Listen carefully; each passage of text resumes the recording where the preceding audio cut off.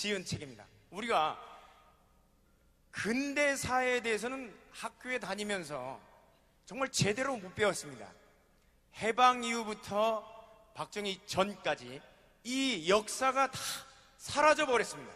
근데 이 부분에 사라진 역사에 대해서 우리 전 목사님께서 너무 자세하게 써 놓으셨는데요. 이 책을 위해서 서평을 유명한 의원님 한 분을 모셨습니다.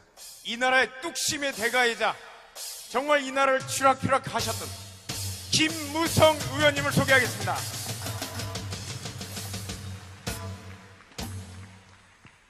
하느님 감사합니다. 우리 모두 존경하는 정광훈 목사님께서 우리나라 기독교계를 대표하는 한국기독교총연합회의 대표회장으로 취임하신 것을 진심으로 크게 축하드립니다. 대한민국이 발전하고 건강한 사회가 되기 위해서는 정광훈 목사님이 더 큰 역할을 해야 한다고 생각합니다. 목사님께서 한기총 대표회장직을 잘 수행할 수 있도록 하나님께서 지혜와 은혜를 넘치도록 주시기를 간절히 기도드리는 바입니다. 대한민국의 건국과 발전은 하느님의 축복과 은혜가 있었기에 가능했던 기적과 같은 일이었습니다. 그 중심에 이승만 대통령이 계셨습니다.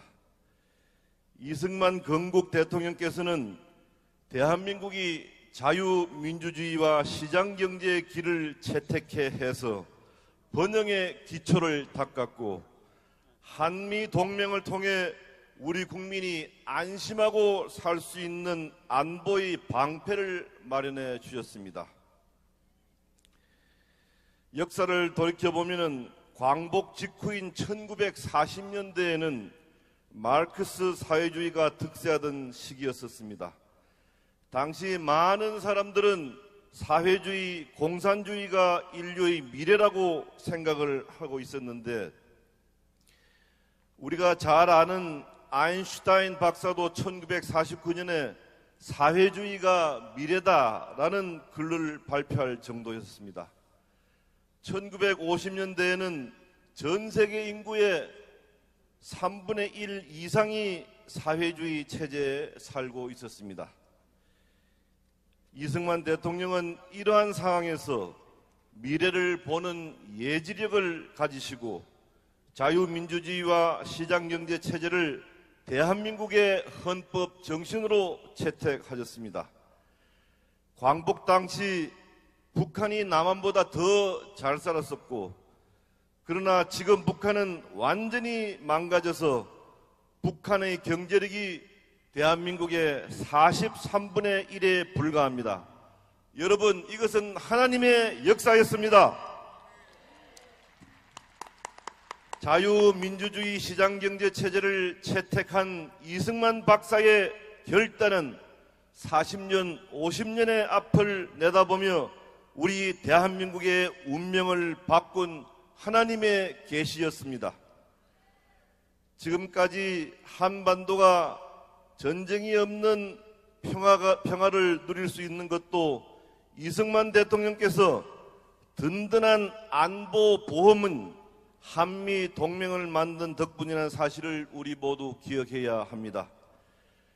광복 이후 미국은 한국의 전략적 가치를 매우 낮게 평가하면서 소위 한반도를 제외한 에치선 라인을 발표를 통해서 북한이 남침을 하게 만든 빌미를 제공한 바가 있습니다.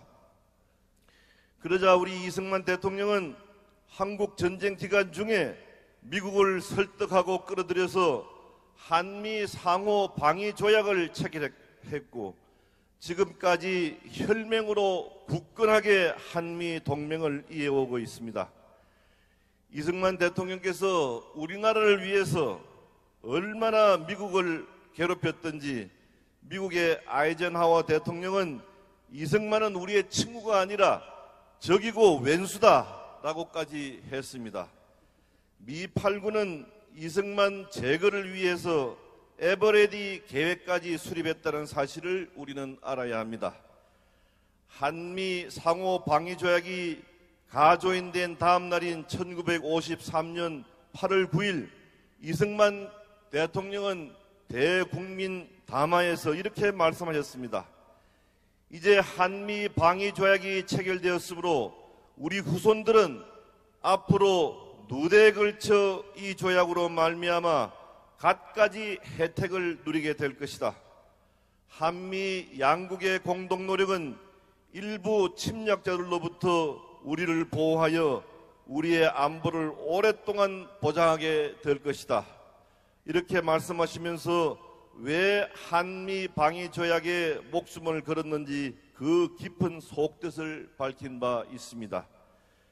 우리 대한민국은 축복받은 나라이고 하느님의 은혜로 오늘날의 번영을 이루어냈습니다. 그런데 지금에 와서 이승만 대통령이 만든 헌법 정신을 흔들고 한미동맹과 한미 방위조약을 훼손하려는 정치 세력이 있습니다.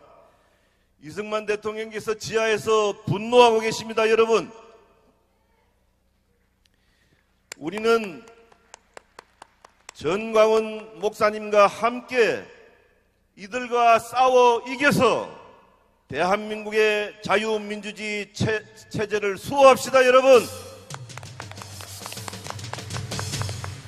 아무쪼록 전광훈 목사님의 대표회장 취임을 다시 한번 축하드리면서 이 자리에 계신 모든 분들과 대한민국의 하느님의 축복이 가득하시기를 기도드립니다. 감사합니다. 네, 다시 한번 우리 김무성 의원님께 큰 박수 부탁드립니다.